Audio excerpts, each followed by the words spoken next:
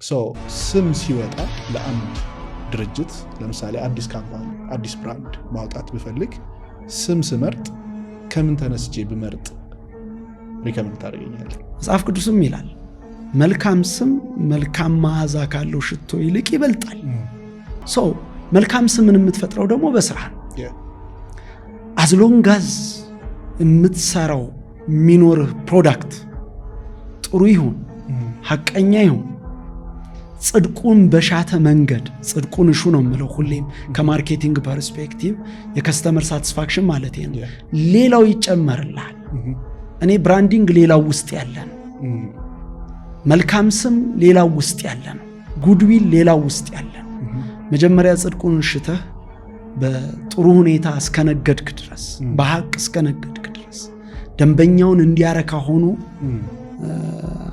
ስራው እስከ ተከናወነ ድረስ ስሙ ተጋግጠንም ቢሆን እንይዝለታለን።